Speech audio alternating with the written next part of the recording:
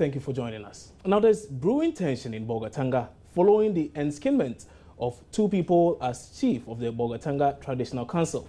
The enskinment of a new chief of the council had been suspended by the Regional House of Chiefs following claims by two different factions as heirs to the throne. We can now speak to Upper East Regional Correspondent Albert Sorry for some more on this particular one. Albert, what more can you tell us about this particular issue? Albert, sorry.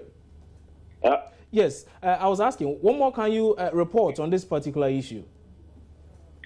Well, this matter has been around for some time.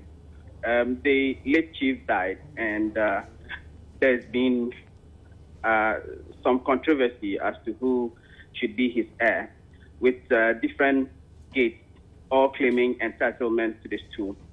It's gone to the skin, rather. It's gone on for some time. Last week, we saw that on Wednesday, one of the gates went to the Nairi at Nalerigu in the northern region and got one of their own and skinned as the chief. And then on Friday here in Bolga, there was another ceremony where another person was skinned as the chief. So right now we have two people who are holding themselves out as the chief of Bolgatanga. What I cannot get into is who is right and who is wrong, but we do know that we have two people right now acting or holding themselves out as the chief of Bolgatanga. Okay, Albert, I'd love for you to hold on for me briefly. Let me go onto the line and speak to Naba Sigri Benwon. He's the president for the Upper East Regional House of Chiefs. He's also joined in the conversation. Naba Benwon, good morning. Thanks for joining us on the show. Thank you.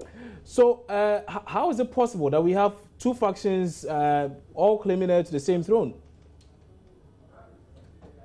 Well, so the position of the Regional House of Chiefs is that the two factions have to submit their chieftaincy declaration forms.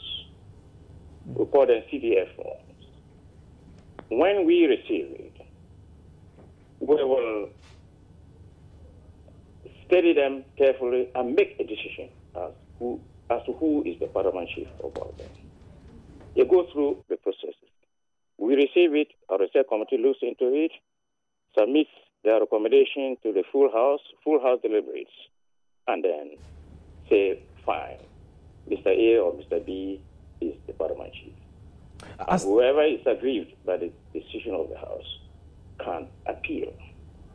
As things stand now, two people are holding themselves as chief. Yes. What is going to be done immediately to resolve that? Yeah, so the house is now waiting for them.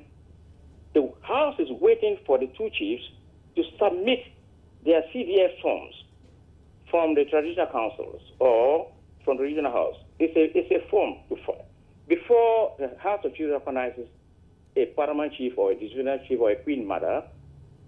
They have to go through this process of formally registering, filing their forms, CDF forms. We go through it, and if there are no controversies, we submit it to National House of Chiefs. They go through the same procedure. And when it's approved, it is there that the regional house will now be empowered to invite High Court judge or supervising judge to administer the oaths, 3 oaths. And that is the final, that is where we recognize. Until these processes are done, the house cannot take any position. We are just waiting for them. They know the procedures. So what we're waiting is for the two chiefs to submit in their CDF forms. And we'll go through the process. So as things stand now, the people of Bolgatanga do not have a chief. Is that the case? Yeah, right now, with the house, they are both claimed, but the house has not recognized any of them yet. Until they go through these processes. Until they go through. This is the legal process. The two chiefs have to submit in their CDS forms for approval. Now, if there's no approval, how can you hold us? If you are not be sworn in, if you are not be sworn in, you are not the chief. The final one is to be sworn in, or for secrecy, or for membership, or for that, administered by the High Court judge. I see. Is there an expected time these persons would have to file? Is there a time? No, it's up to them. Normally, the normal process is that when a chief is enskined, we allow about 3 weeks so that if there's no protest from anywhere, then they submit, they come and register, and then we go through the process. Mm. So the House is waiting for them now to submit the CDF forms, Chieftaincy Declaration forms. As soon as we get it, then we can quickly convene a meeting and then Mr. A is the chief. Without getting these forms, we cannot act. They know it. Their lawyers know it. Okay, so what you're saying is that they need to come to you and submit the documents. Now, these are two people who know that the skin they're actually occupying now is being contested by the other. Do you really think they are going to come forward and say, okay, this is it, and we are hoping you are going to swear us in as chiefs? What if it drags on for another year or 2, or even possibly 10? We have had similar cases in the whole country, all over. Why didn't I have a chief? Why didn't I have a chief for more than 10 years? Why? So please, they have to come. They have to come. I mean, Ghana Chieftaincy, it dragged on for years. So they have to come with the forms. So we are waiting for them to come. Is it possible the House of Chiefs can, on their own volition, probe into this issue just to find an amicable solution to this?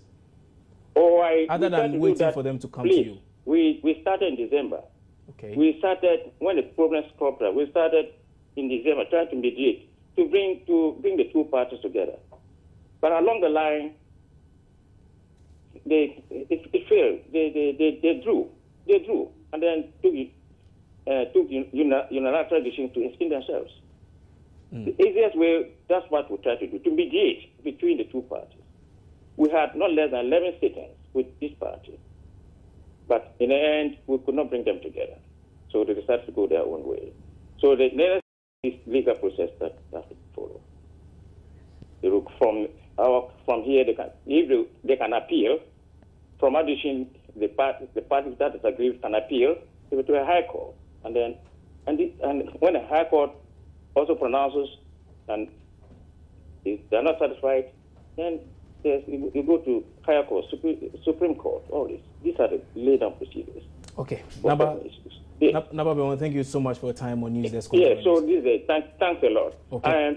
And I also appeal that there should be peace and calm until we go through the process. Indeed, very much so. Thank you very much for your time. Naba Sigrid Bewong is the president of the Upper East Regional House of Chiefs. Let's go back to our correspondent on the ground, Albert Sorry, who's still on the line. So, Albert, what's the mood in Bolgatanga like? And what are the various factions also saying? Are they jubilant in any way? Well, for now, everything is normal activities are ongoing. Okay. From the beginning, last week, when it appeared that there may be disagreements or some confusion, the police had to deploy men on the ground, and they ensured that no violence whatsoever occurred. So for now, everything is calm. There's no confusion whatsoever. It's just that, when you speak to people, you get the impression that they are afraid that this may just escalate into something different. But for now, everything is okay. And as of now, residents of the town also do not know who they are paying allegiance to, do they? Well, I think that it depends on who, individually, the people support. That will determine who their loyalty goes to. But obviously, if you have two chiefs, at the end of the day, the loyalty would be divided, among the two of them. But for those of the people who are not indigent, it's just confusion for them because they don't know who is the right chief at the moment. Okay, Albert Sorry, thank you very much for that update. Albert Sorry is our correspondent. He's in the Upper East region. Let's do some other stories now. And residents of Tema Community 4 at loggerheads with the Tema Metropolitan Assembly over plans to develop a community park.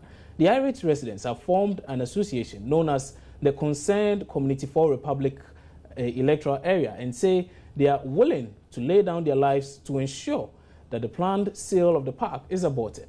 The residents embarked on a demonstration yesterday to protest what they described as the encroachment of public land. One of the community leaders, Erasmus Kwao, spoke to Joy News on the issue. For a long time, this land has been for the residents, and as we have stated already, it's an assembly for emergency exit. It's an assembly for any other thing. We have been having our funerals. We are having a party. A lot are stated to this executive of Tema. So before having this land, there has been a lot of kulubalus about it. Once it was owned by the urban health, urban center, road and urban center. They were burning ties, and the fumes and whatever comes there, it was hazardous for us. So I, as a consent chairman, had to stop this somewhere back in the 90s. Not only to understand this very time when, as you might say, the late atomic concept, he said they are come to make abstract in the Tamatanship. So we, the consensus, were informed. Now, members also confronted the chief executive, where he said they'll be only working for 6 men. Now, look the time of the expiry of our late president up to now. Calculate and see how many men. Not only to hear it is what alleged, but we don't care whether alleged or not. We want our car hotel park for our various activities, as we have stated. And then the parties, assemblies, a disaster zone, a lot. A lot. Come and see our car parks now. Come and see park in the curve over there. We wrote a letter. This is the 1 man, 2 days. The chief executive. We have not been able to see the chief executive. Only be seeing the PRO or whatever it is to tell us it's in the pipeline. We had to bypass the PRO by sharing information to went to the engineer. The engineer said he doesn't know anything about it. He's now resumed to office, but he was sick, and that he would write it. To you, for understanding, we never wrote it. The same very day, about a week and a half or so, we saw members coming to survey. Prior to that, they have come to survey the land more than 5 or 6 times. It was confirmed that this was sent by the engineer, that engineer. Now we have few people having churches over there, and you know, churches are not just bring up just like that, but the consent of the assemblyman within the electoral area and the assembly, they have been given chance. So they happen to serve as a red light because we have alleged again that within next week they are to move. So this was the response to our letter that, oh, if you are rating you and you want to know what is going and you are going to tell you, the moment they evacuate this job business over there, they will think they are going to take the land. So have you made your checks with the Lands Commission to check that the land is in your name? No, I don't think we need the Land Commission because the assembly being the authority, as an assemblyman by a bylaw, the land has been a recreation center since we were born. Right. The land we have been used. And I told you, this CMA those that have to go on it because the authority street statement and life. In the time of Priye as the presiding member, all these things, it is gathered that work outside the residential area. This is how we stop it. So do you have documents to support your claims? Yeah, I have documents. If they go to archives of the assembly, I, as a speak, was then assemblyman for Committee 1, the largest electoral area in Tema and practically in Ghana. Right. So here, the presiding member are those references to be made. Citizens over here know that how we stop the quota. And this is how we started definitely. The Ben Camping, the chief executive who came, who is now not more, we had to meet him face to face. 3 of them were made, and we assure him we want our land. It's only 6 men. Yeah. In the case where your demands or your request is not granted, what will be your next line of action? Now we intend seeing the Legna, the contractor who was being given, to remove that few structures over there. After tomorrow, we are putting banners by this land, danger banners, and we just make demonstrating, and we are 10 members individual quarters back against the team because they have not been able to answer it. We want answer yes or no.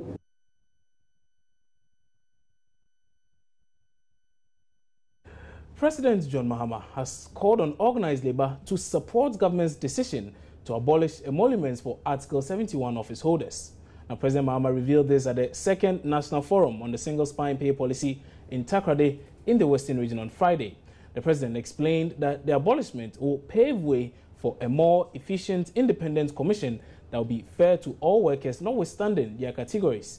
According to the President, the states cannot continue to pay the current emoluments 4 Article 71 office holders due to the pressure on the public purse. Article 71 office holders include the President, the Vice President, the Speaker of Parliament, the Chief Justice and Justices of the Supreme Court.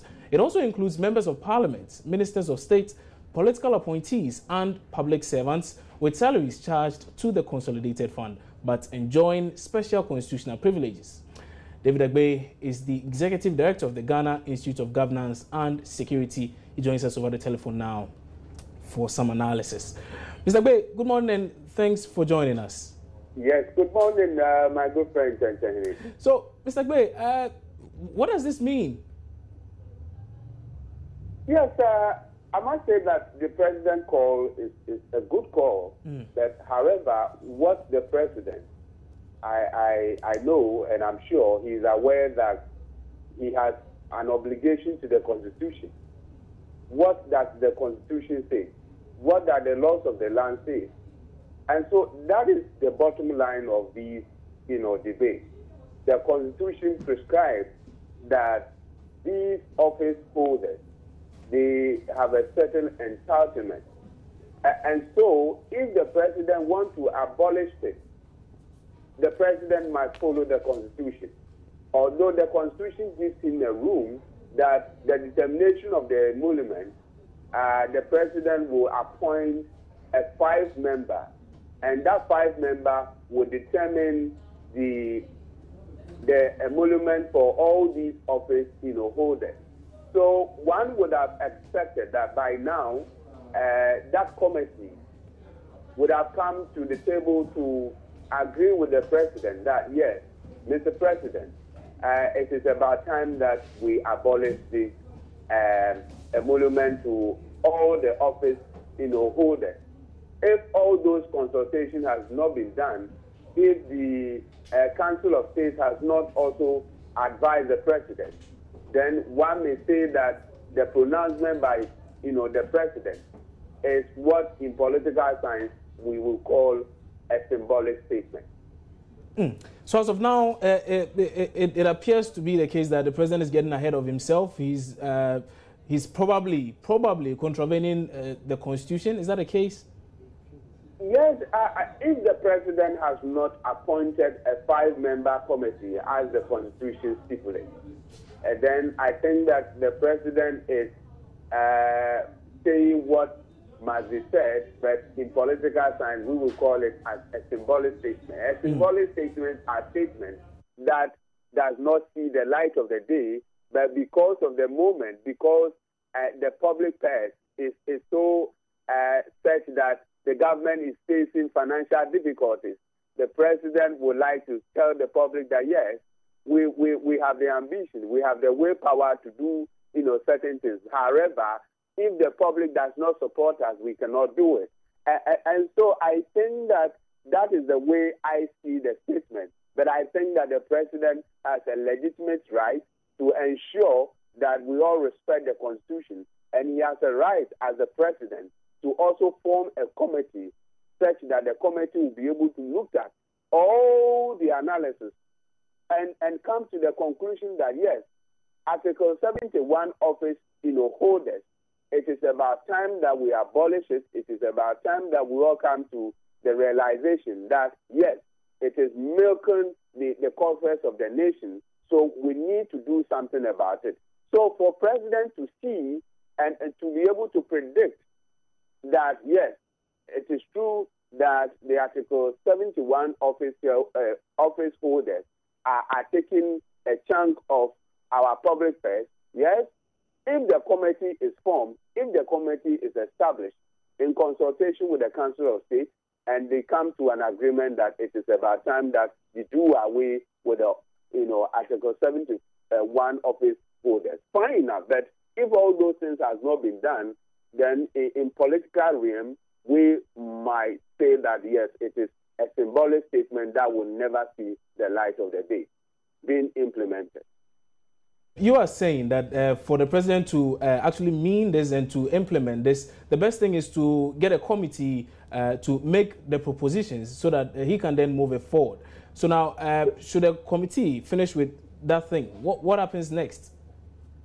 Yes, the president will first of all need to appoint a 5-member committee as the Constitution stipulates. Okay. And that committee will make a recommendation. And that committee will also, in consultation of the Council of State, will do all the critical analysis and then go back to the president and say that, yes, Mr. President, you appointed this 5-member committee in consultation with the Council of State. This is their conclusion. This is their recommendation. So, Mr. President, yes, you can go ahead with it. But if the president has not established that, public committee such that they by now submitted a recommendation to the president, and the president says that, somebody might say that, yes, the president is going contrary to the Constitution. And so we also, do appreciate the fact that the president is the chief bureaucrat. And so whatever he does, he has not forgotten his constitutional obligation, such that he will make sure that whatever he does it very well, such that he will respect the current democracy that we are going through. And that democracy tells us that everything that we need to do in this country to deepen democratic culture, there must be a consultation, there must be transparency, there must be an accountability, and there must be stakeholders. And that stakeholders will also be the 5-member committee that the president has to establish. And the president also needs to respect the Council of State and also take their input, such that when he is implementing, when he is actually telling the whole public, if he is also telling all the Article 71 holders, then the president will be able to win all of them. But if the president has not done that, I am sorry, I must say that then the president might be stepping on various toes. And so we believe that the president will actually go according to the Constitution and be obliged by whatever the Constitution says he must do to benefit all the other people. And you should also not forget that we are almost getting to a political season. And so whatever decision that he takes, he must also look at the consequences. He must be able to examine what are going to be the repercussions of his decision. It does not mean that he shouldn't take a decision at this point in time, but he should also look at the political architecture as to speak before taking a certain decision which might, affect his, which might actually affect his political system. So we understand that, yes, of course, it's a good call, but he also needs to work within the terrain of our current democracy. Mr. Agbe, in your estimation, looking at the processes involved for this particular thing to materialize, how long do you think it's going to take? Establishing the committee is the very important point. That suggests that the president is actually practicing democracy, which the president is actually doing consultation, and he's involving people. He's putting in all the systems in place in consultation with the Council of State. If such a report comes out that, yes, these are the recommendations which has emanated from that committee, which has also come with the support of the Council of State, then the president can go ahead and scrap it and be able to make a very strong pronouncement to the country that, yes, it is about time that we should be able to abolish the emolument being paid to Article 71 office holders. So then everybody will know that, yes, if you are called onto a public service, you are providing a public service, and at the end of the day, when you are going on retirement, you also take your retirement benefits from SNP. You are not going to take it from, the point of that Article 71 office holder. So we all know that, yes, all those people are going to take their pension, or they are going to take their, allowances and all other benefits from the SNP. But if the president has not been able to establish those committees, then he must, if he did mistake that establishment or to ban the Article 71 office holders or the emolument payment and all other things is taking a chunk of our budget, then the president must begins to be able to establish such a committee, said that they will be able to do a good job for him. So one should not see it as a symbolic statement which will never see the light of the day being implemented. But however, if the president deems it fit that yes, it is something that is taking a chunk of our budget, then he should be able to go ahead to establish such a committee that they will be able to do a good job for him, and then he will see to it that it is actually implemented. Okay, Mr. Agbe, thank you very much for your time on News Desk this morning. David Agbe is the Executive Director of GEX. He joined us for an analysis on that. Now, Joy News can confirm that national broadcaster, the Ghana Broadcasting Corporation, has cut down its broadcast time by 4 hours. The measures are part of the GBC's response to the worsening power crisis. It is however unclear whether or not the state broadcaster is also planning to lay off some workers.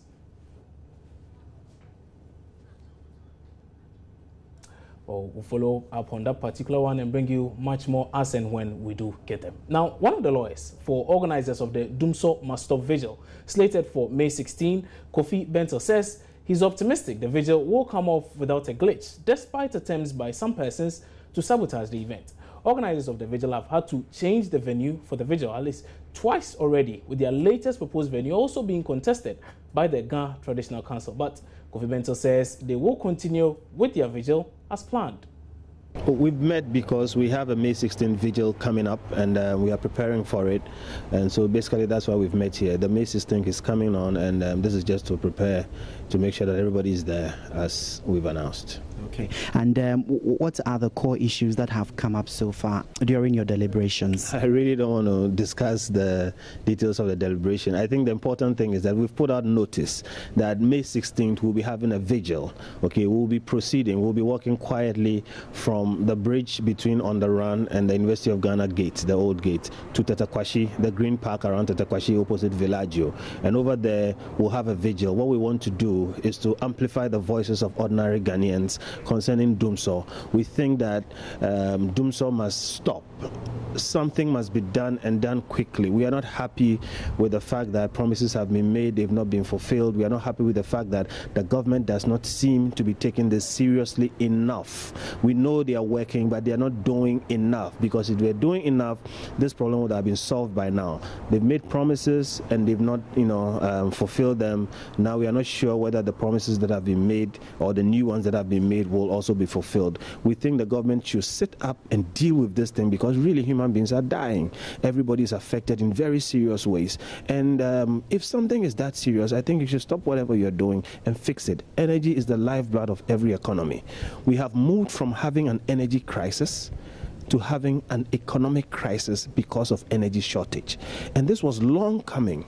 Okay, before this government, we had the signs that Akosoma was not enough. So you can say, okay, maybe other governments were part of it. But in the tenure of this government, we've had enough information, we've had enough plans, we've had enough warning to have done something to prevent us from getting to the point where it's crippling and businesses are closing, human beings are dying, schools are, in turmoil and everything. So we think really that the government today in power, whose responsibility it is, should have done more, and they haven't done more. We are urging them. Workers of the Agricultural Development Bank say they will not compromise their demand for the removal of the bank's managing director, Stephen Poji. At a meeting in Kumasi, the workers described as childish what they claim is a propagandist suggestion in some quarters that they are being sponsored by unnamed influential persons. Mahmoud Mohammed Nuruddin reports. Sale of bungalows. The managing director stated at that press conference that we sold off our properties throughout the country in order to open 22 branches. But this again is a palpable lie, because as we all know, these branches were opened in 2010, 2011. and these properties were sold in 2013. How then could they have used the proceeds from the sale of these properties to open 22 branches? These are among other allegations by the union against Managing Director Stephen Poggi. The bank workers in the Ashanti and Bono Ahafo regions were briefed on current developments with emphasis on some decisions by the Chief Executive Officer that they find inconsiderate. These are plans that we have that next step is to embark on a demonstration and an eventual strike action. But it all depends on how men respond to our demands. The workers gave a hint they would not heed any appeal by the Employment and Labour Relations Minister to rescind their decision pending investigations into their grievances. We have read some articles this way, suggesting that there's a businessman behind some of the executives with promises and so on. And we think these are, for want of a better word, childish talk. At least I'm not aware of that. They want swift action to salvage the bank. The news desk here on Multi TV. We're taking a break right now. We'll be back shortly with some more. Stay with us.